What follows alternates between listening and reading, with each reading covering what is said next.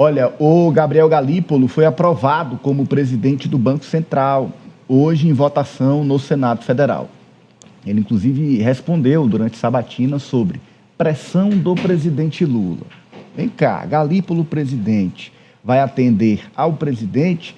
Vai ser diante da manifestação que é pública do presidente por uma derrubada da taxa de juros, ele vai ceder? Veja o que foi que ele disse aos senadores. Eu estaria me vangloriando falsamente ao dizer que eu tive coragem, porque a verdade é que eu nunca sofri nenhuma pressão, senador. A verdade é essa. Eu jamais sofri. Seria muito leviano da minha parte dizer que o presidente Lula fez qualquer tipo de pressão em cima de mim sobre qualquer tipo de decisão. Na hipótese de um dia isso acontecer? Eu teria coragem, obviamente, que o pedido que sempre foi feito, primeiro, né? Vamos lá, o mandato legal do Banco Central é este, primeiro ponto.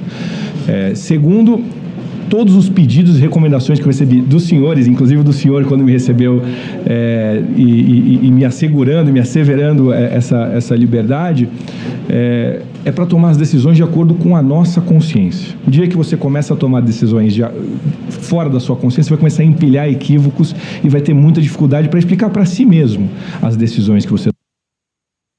Bom, no plenário, Galípolo foi aprovado, 66 votos a favor e 5 votos contrários. Aprovado Cíntia pregando essa independência, como é do Banco Central. Agora, sem dúvida, vai, como presidente, ter que comprovar essa posição, Cíntia.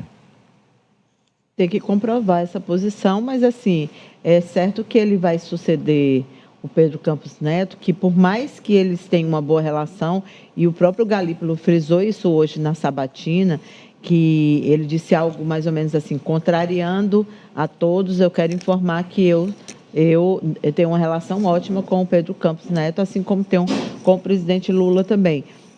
Mas, a despeito dessa relação positiva, ele tem pela frente uma missão importante. O Brasil está no momento de uma economia indo muito bem. Hoje o presidente Lula ressaltou isso, destacou os indicadores referentes a emprego, por exemplo, que são muito positivos, mas ele fica ali com aquela missão da questão dos juros, da taxa Selic, que impacta diretamente na inflação. Então, é o tempo todo as duas situações andando juntas.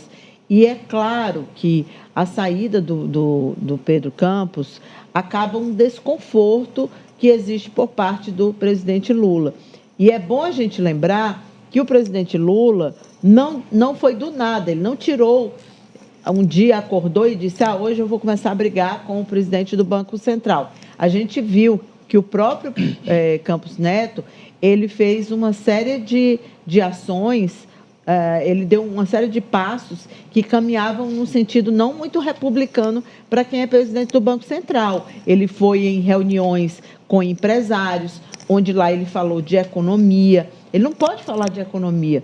Inclusive, quando eles deixam o Banco Central, eles têm um período de quarentena que eles não podem sequer trabalhar na iniciativa privada, exatamente porque isso é da liturgia do cargo. E mesmo assim ele foi. Tem vários registros, várias fotos dele em churrasco, com pessoas ligadas ao presidente Bolsonaro, ao ex-presidente na época da gestão Bolsonaro, com ministros ligados ao ex-presidente Bolsonaro. Então, assim,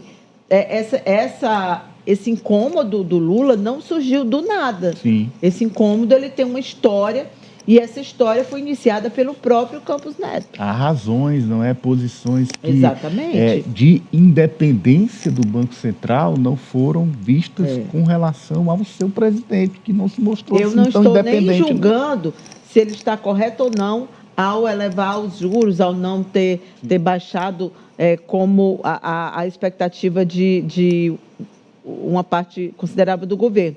Eu estou questionando o comportamento dele como presidente do Banco Central, que deu margem a essa interpretação do presidente Lula, que também, por sua vez, não soube conduzir bem a questão, né, porque ele é presidente da República, ele não tinha que ficar de bate-boca com o presidente do Banco Central, mas essa história não começou do nada. Teixeira. Ananias, o que se espera do Galípolo é uma postura mais amena quanto ao diálogo com com a equipe econômica do governo federal. Não se espera uma subserviência dele ao que o presidente Lula quer, e isso seria maléfico para o país, porque essa independência do Banco Central é essencial para a condução da política econômica nacional. No entanto, o que se tem hoje é um cenário em que a economia vai muito bem, a questão externa não tem impactado tanto no Brasil e, mesmo assim, o que se vê é o Banco Central buscando justificativas para um aumento na taxa Selic, na taxa básica de juros, e além desse impacto no poder de compra da população, há um impacto direto no governo federal, que é na dívida pública, porque com uma taxa alta de juros, a dívida pública do país também aumenta e vem atingindo recorde atrás de recorde. Então, o calote que, inclusive, o mercado se preocupa que o governo federal dê na dívida pública é uma preocupação que deveria também ser direcionada a essa alta taxa de juros, porque o aumento nessa taxa não vai ajudar que o Brasil não dê um calote. Muito pelo contrário, vai aumentar a dificuldade para que o Brasil honre com as suas obrigações. Então, essa pergunta que, inclusive, um senador fez para o Galípolo em relação à independência da atuação dele, eu vejo que esse senador sequer acompanhou as últimas votações em relação à taxa básica de juros, porque o Galípolo votou em boa parte delas junto com Roberto Campos Neto. Então, quem espera ali uma redução rápida da taxa Selic vai cair do cavalo, porque não é o que vai acontecer, tanto que o posicionamento do Gabriel Galípolo vem muito mais em encontro do que o Campos Neto vem apontando do que o governo Lula quer. Inclusive o último aumento é atribuído até mais a Galípolo do que ao próprio Campos Neto, né? Porque ele já estava ali praticamente assumindo as rédeas já do Banco Central. Já fizeram uma transição. Agora, a gente fala muito de taxa de juros aqui porque tem tudo a ver com o seu dia a dia, tudo a ver com a sua vida. Quando você vai pegar um dinheiro emprestado, a base daquela taxa de juros é com base na Selic. Quando você vai comprar um imóvel, comprar um veículo, comprar utensílios para sua casa, tudo tem a ver com taxa de juros, essa que é definida pelo Banco Central. E outro ponto, a inflação, os preços também, inclusive a justificativa do Banco Central para manter ou aumentar a taxa de juros da economia. Mas vem aí uma nova gestão, talvez não tão nova assim, Alessio, com o Galípolo.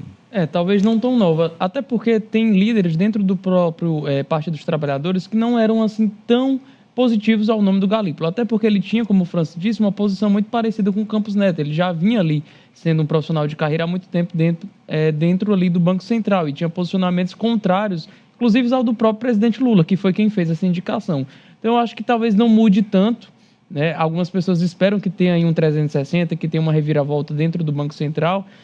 Talvez o próprio presidente esperava que uma mudança nesse sentido acontecesse, não expôs, até porque não pode, já que o Banco Central é uma instituição que deve ter a sua independência, deve ter ali assegurado a posição do presidente, como ele mesmo destacou na sabatina, mas é uma aposta que o presidente faz até para manter essa neutralidade essa que ele defendeu também durante a campanha, dizendo que iria fazer isso mesmo na sua gestão, que iria colocar em cargos de confiança pessoas que são técnicas, que são experientes. Mas, de fato, Ananias talvez não venha tão rápido e talvez até mesmo nem venha essa mudança tão esperada. Acompanhar o fato é que há juros que é difícil justificar pela inflação, já que ela está controlada em alguns meses até em deflação no país, mas vamos acompanhar, porque isso tem travado boa parte dos investimentos no país sobre essa justificativa. Vamos ver até quando ela se sustenta. Bom, a gente vai trazer para você agora a avaliação de um político bem experiente do Brasil.